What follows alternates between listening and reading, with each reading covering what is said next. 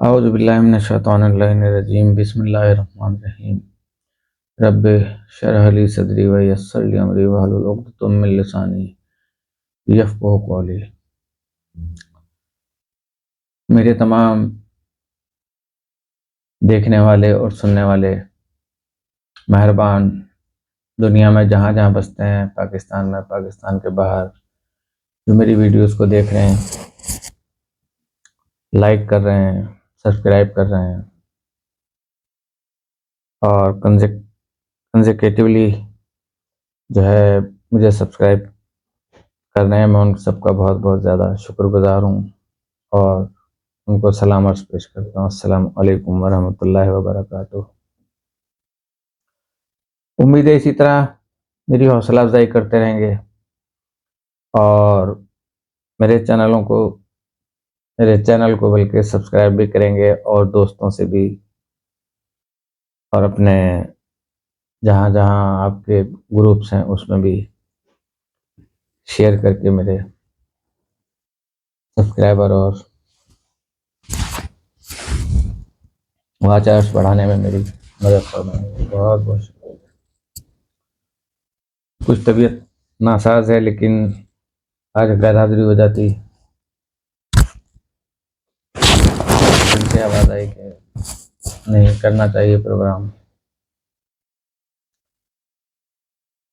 तो हम अपने उस मौजू पे आ जाते हैं कि हज़रत दाऊद अलैहिस्सलाम का मैंने किस्सा हिकायत बयान की थी। हज़रत दाऊद अलैहिस्सलाम के ज़माने में जब ताजिर के साथ हो गया है, उसके बंदे वगैरह, तो जो उसका नेक्स्ट था उसने ताजिर को कत्ल कर दिया। फिर उसके बाद वो औरतों को उसने पैसे दे के तलाश करना शुरू किया और वो गाय ज़बह की हुई उस बुढ़िया और बेटे के घर पे मिल गई। उसने दावा दायर किया, हज़रत जिब्राइल अलैहिस्सलाम हज़रत दाऊद के पास आए और कहा कि फ़लाँ दिन इनका जो है ना मुकर्रर कर दें आप, और उस दिन जो है ना इसका फैसला सुनाया जाएगा और सबको बुला लें। सब लोग आ गए मुकर्रर तारीख पर। उसमें उस बुढ़िया को भी और बच्चे को भी बुलाया गया। पहले उन्हें मौका दिया गया कि आप कुछ अपनी सफाई में कहना चाहें, तो तख्त सजा हुआ था। हज़रत दाऊद अलैहिस्सलाम भी बैठे हुए थे और उनके असहाब भी बैठे थे और हज़रत जिब्राइल भी मौजूद थे। वो जब औरत आई, उसने बताना शुरू किया अपना तमाम वाक़या। इस तरीके से हमें 3 दिन तक ग़िज़ा नहीं मिली जंगल से, तो ये गाय हमें रोज़ तंग कर रही थी कि मुझे खा लो, मैं तुम्हारी हूँ। लेकिन हमने कहा कि हमारा ईमान ख़राब ना हो जाए, हमने नहीं उसको जो है हाथ नहीं लगाया, लेकिन वो वहीं बैठी रही।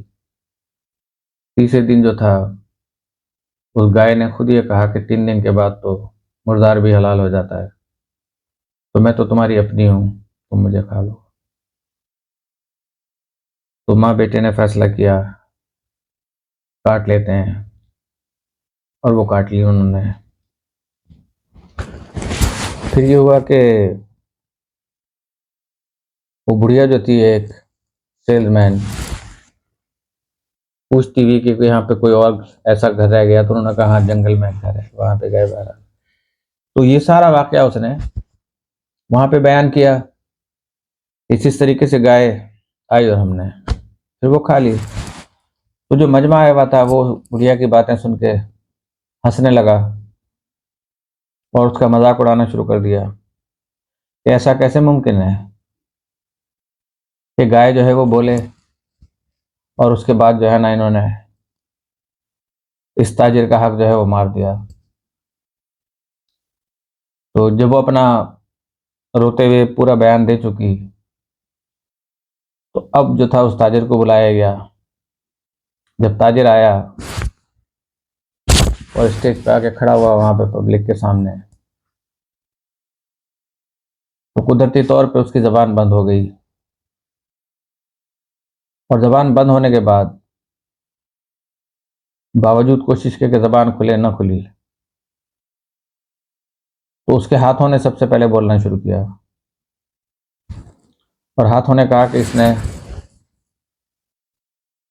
मेरे हाथों से जो थी ना वो छुरी उठाई, खंजर उठाया और कदमों ने कहा कि फिर ये हमें चलाता हुआ मालिक तक ले गया अपने। और वहां पे जाके इसने मालिक की गर्दन काटी और उसकी सारी दौलत वहां कहीं छुपा दी। और उसके बाद जो है वो उस दौलत पर कब्जा करके और जबान गोया हुई कि यहाँ पर आकर इसने ये कहा कि कज़ाक आ गए थे, उन्होंने, डाकुओं ने लूट लिया, कत्ल भी कर दिया और माल असबाब भी सारा लूट कर ले गए। तो ये गाय और जितनी दौलत इसके पास है, ताजिर के पास, ये सब की सब जो है इस औरत की और इसके बेटे की है। यही वजह थी कि गाय जो है वो ये कहे जा रही थी उनसे कि मैं तुम्हारी हूं, मुझे खा लो। ये वाकया सुनकर उसको गिरफ्तार कर लिया गया और तमाम दौलत उस बुढ़िया और उसके बेटे के हवाले कर दी गई। मकसद समझाना ये था कि क़यामत के दिन भी ऐसा ही होगा कि जब हम अपने किसी फेल से इनकार करने की कोशिश करेंगे तो हमारी ज़बान गूंगी हो जाएगी, हम बोल नहीं सकेंगे और फिर हमारे आंखें बोलेंगी, हमारे हाथ बोलेंगे, हमारी ज़बान बोलेगी, हमारे कदम बोलेंगे। फिर हम में इनकार की गुंजाइश नहीं होगी कि ये मैंने अमल नहीं किया, मुझे तो याद नहीं है। इस तरह के जो कि वो फिल्म चलनी थी वो उसकी अपनी ज़बानी चलेगी और वो बयान करते रहेंगे। तो ये किस्सा यहाँ पर तमाम हुआ था।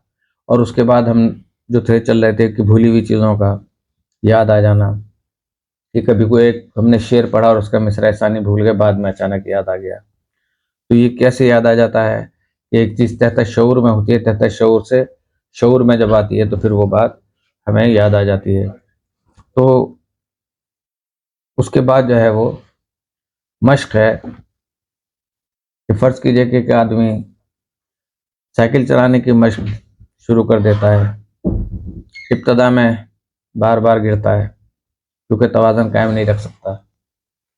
जब तवाज़न कायम नहीं रख सकता तो उस पर खौफ मुसल्लत हो जाता है कि इसकी टांगें लड़खड़ाती रहती हैं और जिस्म मुतज़लज़ल होता है।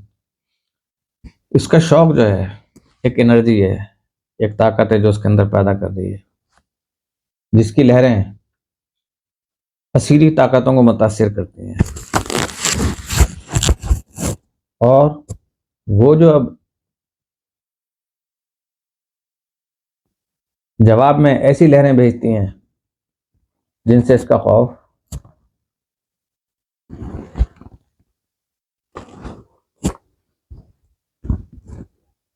दूर हो जाता है और साइकिल सवार बन जाता है। अब हम जो है रूह की पाकीज़गी की तरफ आ जाते हैं कि इस्लाम के तरबियती उसूल आदमी का तज़किया चाहते हैं, यानी इसकी रूह को तमाम तर गलाज़तों से पाक करना चाहते हैं। वो ऐसी पाकीज़गी बख्शना चाहते हैं कि जिसका रुख तामीर की जानिब हो। अलबत्ता बुराई से जंग करना बिलखुसूस उस वक्त जब उसने जड़ पकड़ ली हो और आदत की शक्ल अख्तियार कर ली हो। ये कोई आसान काम नहीं। ताहम इंसान के लिए जो एक ऐसी बेउदुल फहम हस्ती जो कुव्वत से सरशार है, आदत का बदल लेना भी कोई अमर महाल नहीं है, बल्कि मुमकिन और काबिल अमल है। ज़्यादा से ज़्यादा ये होना चाहिए कि इसकी तमाम कुव्वतों को बुरूकार लाकर और माहौल की तमाम शराइत उसके लिए मुहैया कर दी जाएं। सबसे पहले खुद इंसान को अपनी रूह और दिलो दिमाग से मदद लेनी चाहिए। नफ्स की इस्लाह और उसकी सही तरबियत के लिए दो चीज़ें अहमियत रखती हैं। पहली चीज़ बसीरत है, ऐसी बसीरत कि जो इंसान की ख्वाहिशात का धारा बदल सके। और दूसरी चीज मजबूत और आहनी इरादा है। आदमी को इरादे की जानिब तवज्जो देनी चाहिए, टारगेट की जानिब तवज्जो देनी चाहिए, और इसमें अंदरूनी जोश पैदा करना चाहिए ताकि वो पुख्तगी और खुलूस हासिल कर सके और तब्दीलियां अमल में ला सके। अगर कवी इरादे, सच्चे इरादे होंगे और सही बसीरत साथ साथ हों तो इस्लाह की जानिब पेशकदमी शुरू हो जाती है।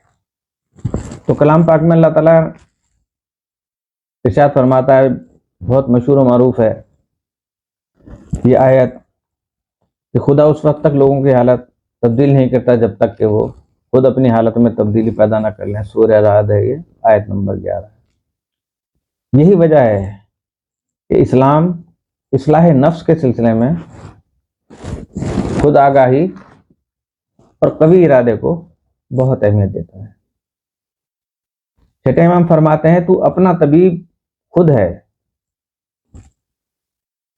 तू अपनी तकलीफ से वाकिफ है और अपना इलाज भी जानता है। अब तू खुद ही देख कि तू किस हद तक इस बात के लिए तैयार है कि खुद अपनी खातिर अपने पांव पर खड़ा हो और अपने आप तक पहुंच जाए। ये बहुत लंबी गुफ्तगू है कि अपने आप तक पहुंच जाए, अपने आप को ढूंढना। इंशाल्लाह कभी गुफ्तगू होगी इस पर। आपने ये भी फरमाया कि अगर कोई शख्स अपने जज्बात पर काबू रखता हो तो ख्वाह शौक का आलम हो या खौफ का, ख्वाह हविस की हालत हो या गुस्सा या खुशनुदी की, खुदावंद ताला हर हाल में उसके बदन पर दोज़ख की आग हराम कर देता है। अपनी हिफाजत खुद करने वाला शख्स जो हर हालत में ठीक सोच सकता है और सही इरादा कर सकता है, और अगर एहसासात भड़क भी उठे तो जल्दी ठंडी पड़ जाने वाली ख्वाहिश और शहवत या ऐसी आदत के लिए और ऐसी आदत के सामने जो इसके अंदर रासिख हो चुकी है, यानी उसके जिस्म का हिस्सा बन चुकी है वो आदत जो है, तो सरे तस्लीम खम नहीं करता। वो सब आफतों से महफूज रह सकता है और आग से छुटकारा पा सकता है। इस्लाम ये नहीं कहता कि महज तलकीन करो या किसी की आंख और कान बंद करके उसे अच्छा काम करने पर मजबूर करो, कि जिसकी चिंगारी इंसान की खुद आगाही से फूटे, उसके अंदर से जोश मारे और खुलूस पर मबनी हो। ऐसा काम करो कि तमाम जंग धुल जाएं, जहालत और पस्ती का नामो निशान तक न रहे, अंदरूनी सरमाए का मुंह खुल जाए और खुद इंसान को ऐसी आवाज और ऐसी आज़ादी और शख्सियत हासिल हो जाए कि वो सही सोच सके और इरादा कर सके। तो इमाम फरमाते हैं कि जो शख्स न खुद अपने आप को नसीहत कर सकता हो और ना ही कोई हिदायत करने वाला साथी उसे मैसर हो, तो उसकी गर्दन पर दुश्मन सवार हो जाता है। आज इतनी ही आगे चलेंगे इंशाल्लाह सुबह, लेकिन काफ़ी अरसे से मैंने कोई नुस्खा नहीं बताया, तो बहुत मुख्तसर नुस्खा जो है ना आप नोट कर लें, अपने घरों में बना के रख लें, बिलखुसूस गाँव देहातों में या ऐसे शहरों में कि जहाँ पे सांप ज़्यादा हों। फिटकरी के कमालात, कि दुनिया के जहरीले तरीन सांप के काटे का इलाज में फटकरी 2 से 3 तोला। ये फिटकरी आम मिल जाती है, अमूमन शेव में कटिंग हो जाती है, तो ये पुराने दौर में लोग लगाया करते थे, अब तो क्रीमें आ गई हैं तो वो लगा रहे हैं, तो खून उससे बंद हो जाता है। दुनिया के जहरीले तरीन सांप के काटे के इलाज में फिटकरी 2 से 3 तोला पीसकर 1 गिलास पानी में मिलाकर पिला दें। अगर मौत से 2 मिनट पहले भी मरीज को पिला दी जाए तो मरीज मरने से यकीनी बच जाता है इंशाअल्लाह ताला। फिटकरी में खालिक कायनात ने वो तासीर रखी है कि जिस्म में सांप के ऐसे जहर को कि जो 1000 आदमियों को मार सकता है, चश्मे जदन में जहर को पूरे जिस्म में 5 सेकंड से पहले ऐसे तलछट कर देता है जैसे दूध पड़ जाता है। तो जहर की हैबत को फौरी तब्दील करके बेअसर कर देता है। इससे बढ़कर, हाँ, बेअसर कर देता, बशर्ते ये कि अभी हरकत कल्ब बंद ना हुई हो। इससे बढ़कर कोई नुस्खा हो ही नहीं सकता। ये तोहफा है आपका, आपके लिए, मेरी तरफ से कबूल करें, खुद भी अमल करें और दूसरों को भी शेयर करें और सदके जारिया करें। और मुझे सब्सक्राइब और मुझे सुनना ना भूलें, मुझे देखना ना भूलें कि मैं भी इतना ही इश्तियाक रखता हूँ आप लोगों के सुनने के लिए, बेकरार होता हूँ कि आप जब कमेंट्स करते हैं, लाइक करते हैं, तो आप मुझे उस तीसरी आंख से देख रहे होते हैं जिसका आगे चल कर तस्करा किया जाएगा। इसी के साथ मैं इजाज़त चाहता हूँ। अल्लाह रब्बुल इज़्ज़त आप सब लोगों को, मेरे सब दोस्त मेहरबानों को सेहत कामला वाजिला बरकतुल उम्र अता फरमाए। हमारे मुल्क खुदादाद पाकिस्तान को इस्तेहकाम अता फरमा और फ़लस्तीन की आज़ादी को यकीनी बना, मेरे माबूद बना, गैबी इमदाद उनको फरमा। और जहाँ जहाँ तेरी मखलूक तेरी मदद की तालीब है, उनकी मदद फरमा। रब्बना तक़ब्बल मिन्ना इन्नका अंतस समीउद दुआ। अस्सलामु अलैकुम व रहमतुल्लाहि व बरकातुहू।